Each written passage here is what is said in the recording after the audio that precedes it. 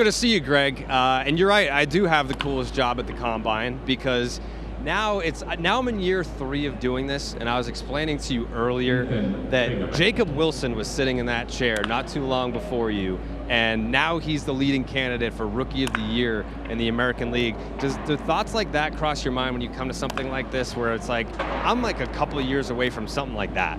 Yeah, I mean, I'm starstruck as it is when I see guys like Jamie Arnold and Alex Lodis and Jay Slaviulette. I mean, you kind of watch those guys on TV, and now I'm here with them, so that's crazy within itself. So we were standing over here like 20 minutes ago watching these guys hit, and you're name dropping people, like you know these kids. And so I was curious in terms of other potential first round guys. With social media these days, everyone is so connected to each other. There has to be a community of like, hey, future first round kids that are like, we're friends. Like, is there like a group chat? Like, are you guys all like boys? How many of these guys are you friends with?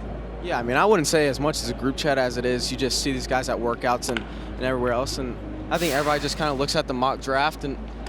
It did hit. I called it. Greg, I told you I was going to get hit with the ball this year.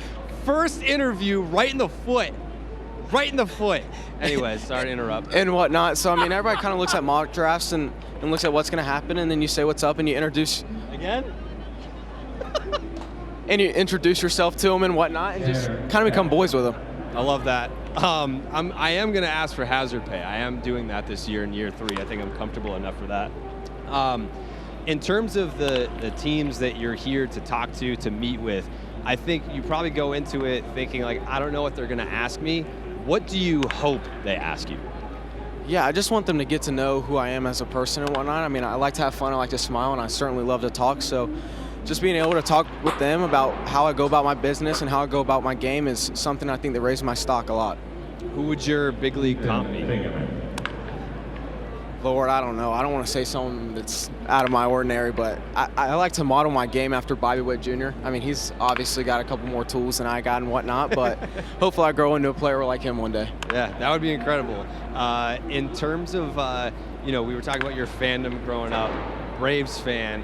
At what point, because you're still a young kid, at what point are you like, I have the talent to be a first-round pick, so I know I can't necessarily be a fan of a team anymore. Now I'm just enjoying the game. Now I'm just enjoying the players. Yeah, I mean, I always taught myself that I like who's exciting to watch. I mean, there's teams like, the Padres have a lot of fun, the Diamondbacks have a lot of fun, and just teams like that to like to have a lot of fun and are fun to watch is certainly who I like to watch quite a bit. I'm like mid-30s now, so I'm a Twitter guy. And I asked you, I was like, there's no way you're on Twitter, right? No, we don't even have the Twitter app. Like if you're on your phone and we're just scrolling, we're trying to pass time, what are the apps that we're on?